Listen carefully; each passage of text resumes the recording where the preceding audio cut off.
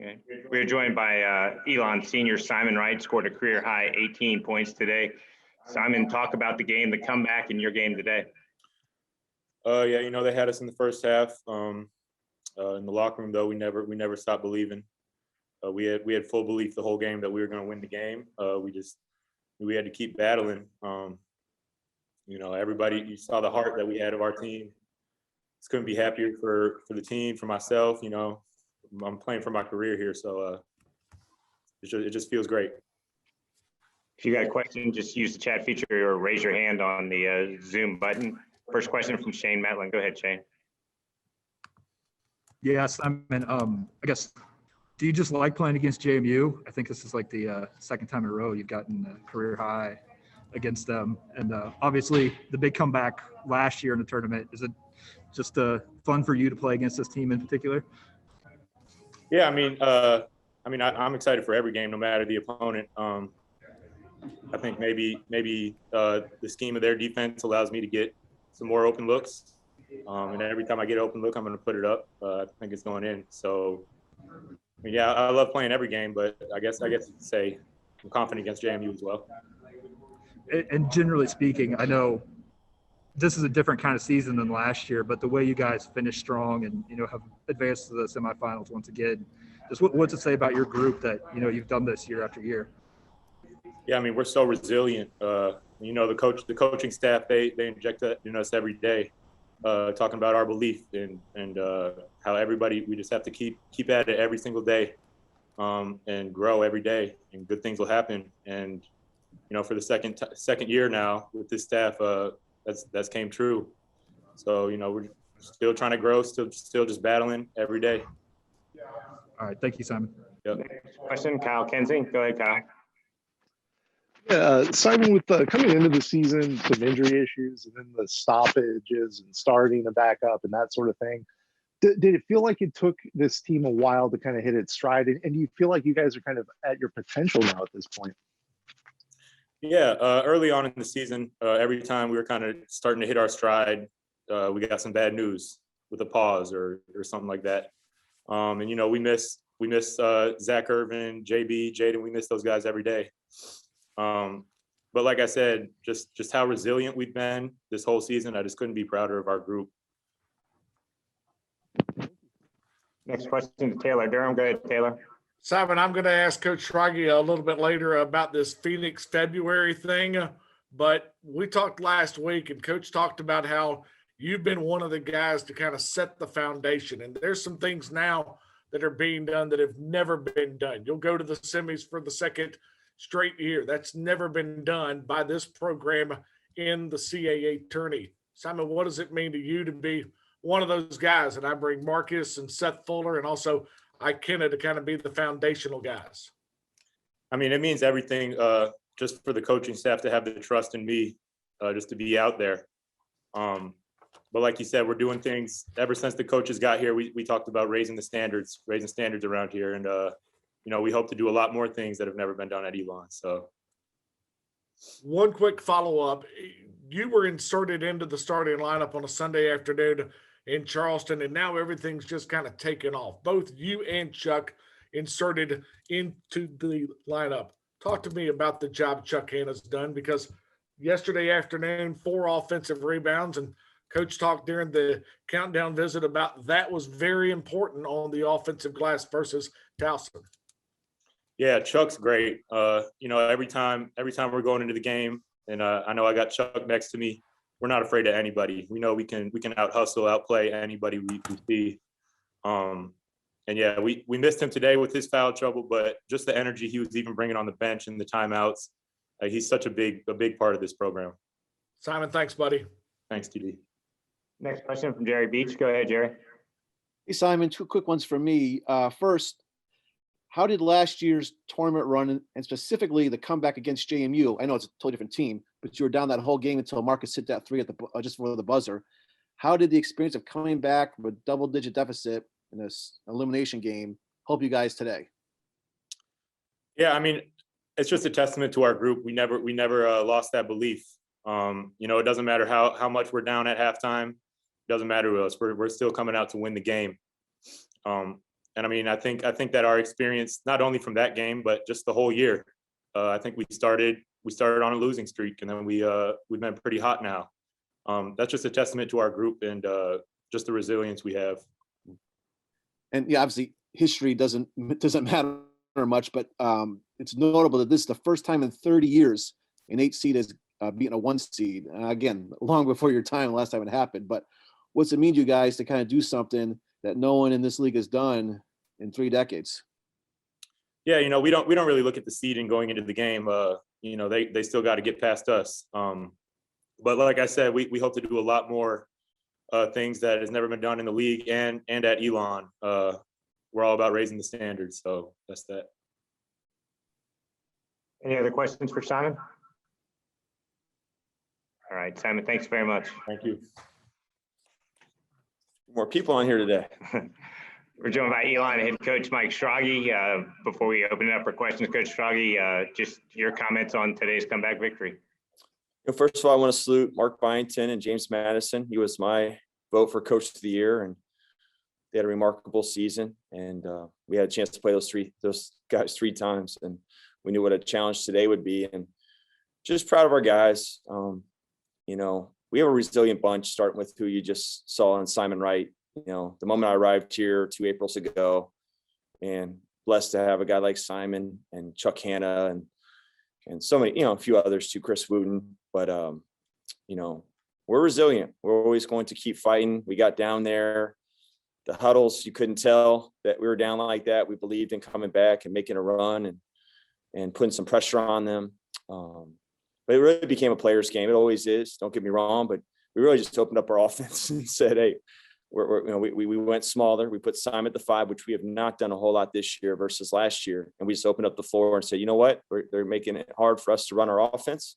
We're opening this up. We're driving the ball. We're playing penetrating kick, and the guys did a great job of it. And then obviously they coupled it with, our defense, which has been pretty consistent this year, and stop after stop as best we could. And I thought we put a lot of game pressure on them, scoring the ball and then getting stops. And when you're the 1 seed like that, and you got a team coming back and on your heels, it can get tough. And just proud of our guys. They're a resilient bunch, and I'm so ecstatic to kind of lock arms and do this with them every single day. First question from Adam Smith. Go ahead, Adam. Hey, Coach. I was trying to ask Simon something too, but I kept getting kicked off. So please tell him I'm sorry. It's good to see you. I didn't see you the other day. I think you're doing Carolina basketball or Elon football or something. It's not a good time around here. I got you. And the internet is sketchy too. What you talking about the belief? Down 15. What did you see that told you that that belief was there and that this wasn't over and that you could make a comeback? What did you see happening for you guys? I've seen it for almost 2 years now. You know our game by game results as well as anybody. We've had some lumps, but we always keep fighting, including this year. Like as bad's the lack of a better word is lack of. We didn't look very strong there into January, Delaware, in there for a minute. We kept fighting. We got down. We kept fighting. That's just who this group is. And they want to keep playing. They want to keep competing. They love each other. We want to fight. We call it Team 108. We want to keep fighting for them. It's been such a unique year for seniors, whoever is in your program. And we just want to keep fighting for each other and play as long as we can and max out this season. There's been a lot of lost time for so many programs, including ours. And we don't want to end. So I saw that out of their eyes the whole time. I thought, James Madison did a great job jumping on us. I do think they had more juice and toughness than us in the first half. And certainly we talked about that at halftime. We said, man, we that's not us. We got to be better. But we also talked about, hey, we've been in these moments. We've come back before and we're going to do it again. And I thought, that timeout we had about the 14-minute mark is where it really turned. I just give the guys a lot of credit. We just opened up our offense and we just committed to the defensive end even stronger, and lucky to put ourselves in position to win the game. What did you see? What happened with the late technical that put Hunter at the line and put you guys ahead? I know they came back and tied it, but that seemed kind of confusing. Like what happened there? Yeah, I don't know for sure, Adam. That'd probably be a question for their bench or their coach. From what I understand, he got one, but it's a tough time to get one. And that's all I can really comment there. You know, just all of a sudden I was being informed that, you know, Hunter McIntosh could shoot some extra free throws. So The performance from Simon, I mean, it's a career high, obviously, in a win or go home situation, or winning the career's over. this season really turned. Obviously, I thought we were building towards having some results and some success as we got in the rhythm and we practiced and played games. But, you know, that second game in Charleston, we were like, hey, we're just going to insert Simon and Chuck in the lineup. You know, we know who they are. They're dependable. They're going to fight. They're going to give us everything. And we haven't lost since. And hopefully we can keep this going. But, you know, I mentioned about Simon earlier. You know, your seniors, sometimes their mind can be wandering this time of the year, and maybe now more than ever with everything that's going on in the world, right? And what's next. And he's kept his bags unpacked and just focused on the task at hand, focused on us. He's got, you know, such a pride in what we're doing, and he exemplifies so much who we are as a worker, as a person, as a student athlete at Elon. And I'm not surprised the fact that he's been so key here down the stretch for us. He's, you know, it shows a special senior who can do that. Next question's from Taylor Durham. Go ahead, Taylor. Coach, you held James Madison to just 6 of 25 from behind the arc. You and I talked during the countdown about their proficiency of shooting the deep ball. What did you like defensively?